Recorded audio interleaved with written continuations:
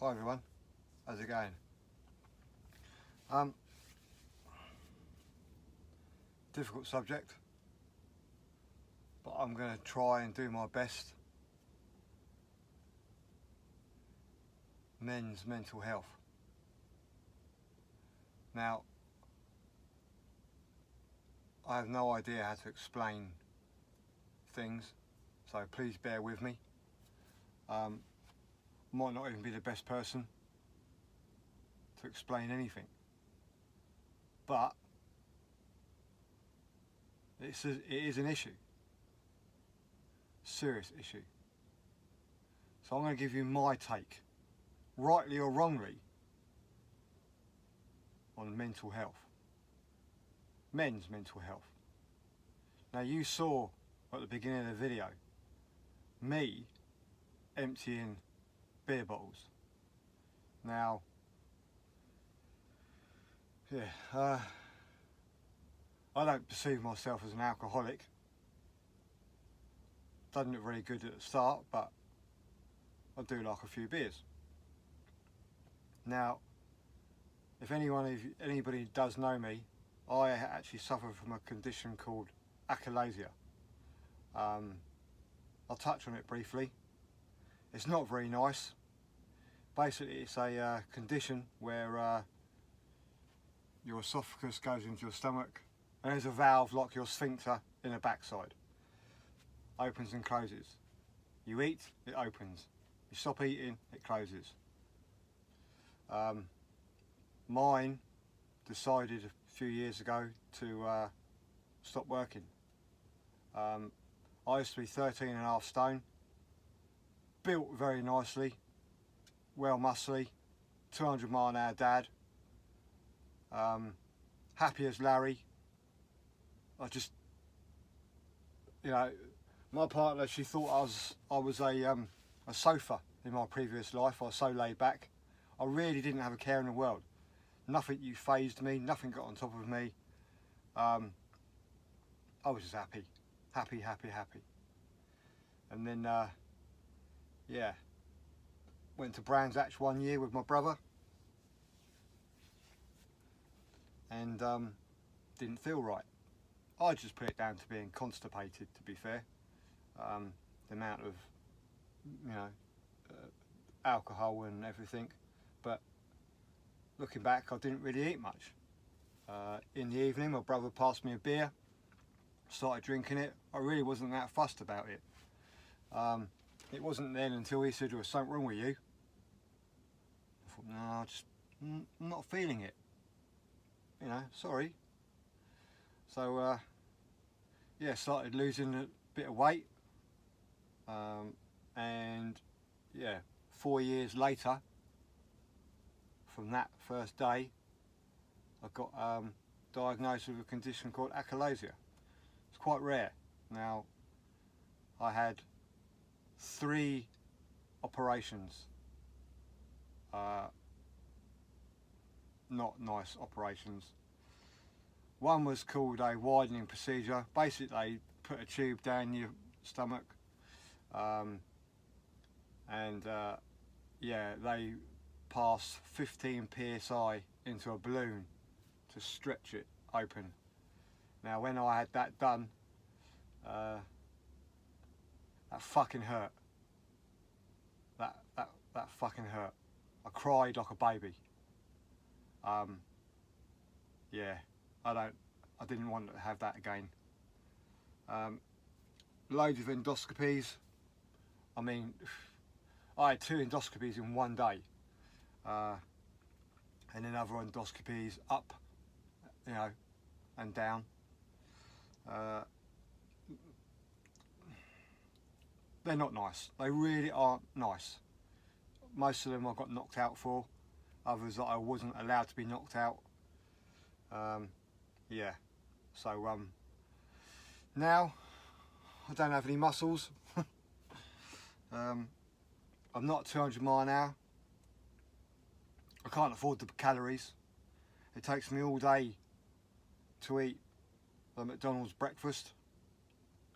So I drink because drinking has got quite a lot of calories in it.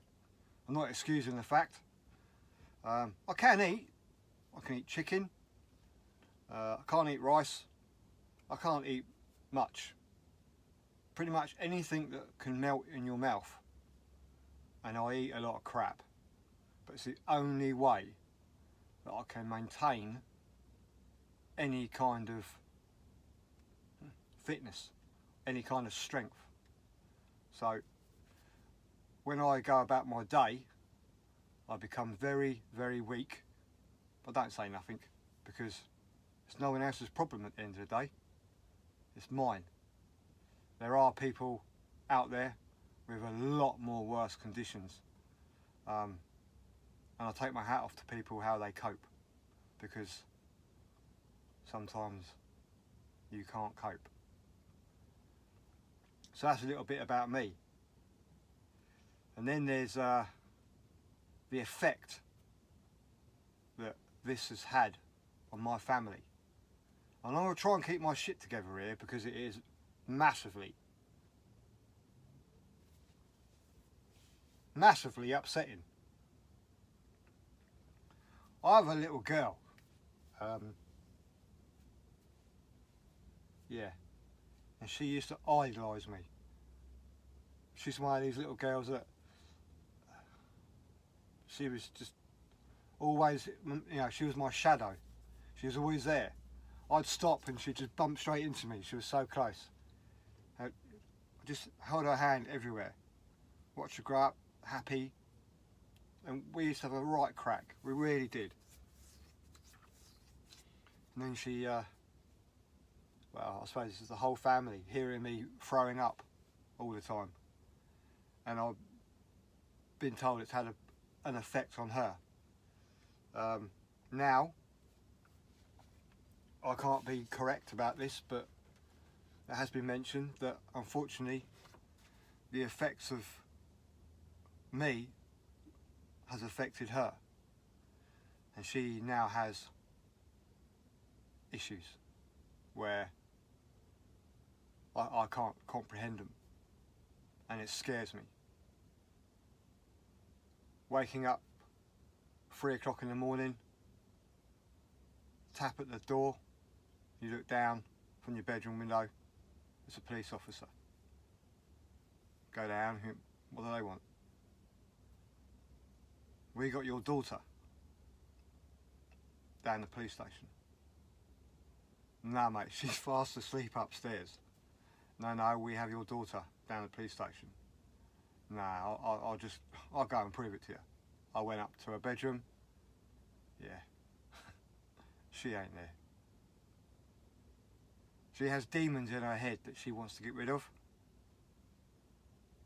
I was told by a police officer after we went and got her, she wanted to end it. That was probably the worst thing a father ever wants to hear. In fact, I don't think any father wants to. You don't want to hear it. It doesn't matter if you're a father, you know, or mother. You don't want to hear that. Period. Still have to go to work in the morning because I don't want to let anybody down. Anybody knows my job. I'm an MOT tester, so still have to carry out safety checks on people's cars. There lies another thing. If you pass someone's car, or their car has passed the minimum requirement, you're their best buddy. If you fail it, you're not. You're an arsehole to them. But what they don't realise is that they have to have that safety check every year. And we only get to see their cars for 45 minutes to an hour. And that's it. So we have to make a judgment, you know, if it's a pass or fail on the rules that we're given. So if your car has failed in MOT, it's your responsibility to look after it, not mine. I'm just reporting, you know, what needs to be rectified to make it roadworthy. So when you take your kids out in the car, it's going to stop. as best as it can with the conditions of the MOT law. So yeah, I can make someone's day, or they get the right ump because I have failed their car. I haven't failed their car, they failed to maintain it. Simple as. So I take everything on board, I really do. And when somebody says something to you, I mull on it for days. I never used to care. Not that I didn't care, don't get me wrong, but it didn't bother me. You know, oh, they're just upset. But now it's in my head. You know, oh, what am I going to do? I need a set of brake pads, I need a set of tyres, you know. It's my daughter's birthday next weekend and now I've got to spend the money I had on that. Well, yeah, that does play on my mind, but you have to think about it logically that you know the MOT comes up, it comes up every year just like your birthday does. So you need to put the money aside from certain things. But you still take it home and it still affects you. Now, I never thought that I had mental health issues. Just the inability to process everyday life. But there's not much help out there, is there? In fact, you know, I say there is help, but you have to jump through hoops, like CAMHS, schools. Going back to my daughter, it breaks my heart. So we've actually been allowed to take her out of school. I think that's what we're doing. I don't really talk to my partner very much about it because I will get too emotional. She's much stronger than me, much stronger than me. In fact, if we weren't together, I'd probably be holding my daughter's hand. Doing something stupid. But without her, she's just such a rock. And I do wonder how strong she is. Because everyone has a breaking point. But she just seems to just get on with it. She really does, just soldiers on. And I'll take my hat off to her. And I love her to bits. Yeah. Mental health. It really does get in your head, doesn't it? You know, I spend time with people in the van life community, and the anxiety of being moved on all the time, it must be horrible. You're sleeping with one eye open. And then there's the income. I went away to a famous place. Was it last weekend? No, it was the weekend before. And I met someone who has their own YouTube channel and has mental health problems. And I spent a long afternoon with him, talking to him. And we went to a shop. He didn't have much money, so I said, don't worry about it, I'll pay for it, you can give it back, you know, later on in the day or whatever. So I just paid for it. I heard his conversations on the phone, which I will keep them private because there's nothing to do with me. And he had like problems, and I thought, right, I'm not even going to bother asking for the money. So I didn't. He actually did text me and say, oh, you know, I still owe you money. I said, oh yeah, sorry about that, I forgot. That was it, I left it at that. I bought him some fags and some other bits and pieces. I think it comes to about 16 quid. As I said, I had no interest in taking the money off of him.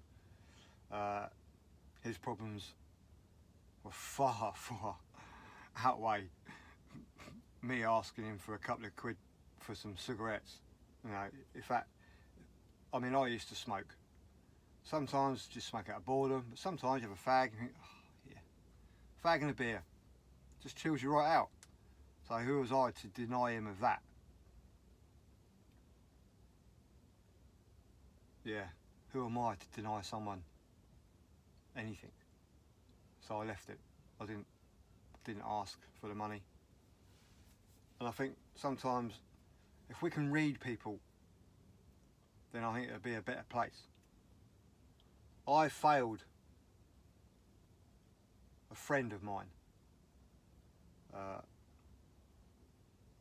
We were close. We've moved apart now, and I haven't seen him for quite a while. I'm not going to mention his name, but we have grown apart. But when we do meet up, because we're both interested in like bikes, it's like we've never been apart. And I think I failed him, but I didn't want to tell him that I've got problems as well. Maybe we should have just leaned on each other's shoulders and just spoke about it. But being a bloke, you don't, until it's too late. I've known a couple of people now who've, it's been too much for them, and sadly they're not here. And I think it's because they were the man of the house. They're the ones that are supposed to provide for people, provide for their family. Sometimes your exterior, you know, big brave face, smile and wave, but inside you're a broken person. You really are. And I'm beginning to understand that now. I really am. So this is my insight. I'm going to give you a snippet. It's like the Caroline Flack people, you know, be kind. That's human kindness. Pretty sure that's in a dictionary. So I'm going to end it here now. I don't want to bore anyone, and I don't want to piss anyone off. But this is just my interpretation of men's mental health. Please don't be afraid to ask. Just say to them, look mate, do you fancy sitting down, have a chat? Don't say no to them. They're asking for your help. So just help. Just help them. That's all they want. You could be the last person that they speak to. It's not a nice feeling thinking you failed somebody when they asked for your help.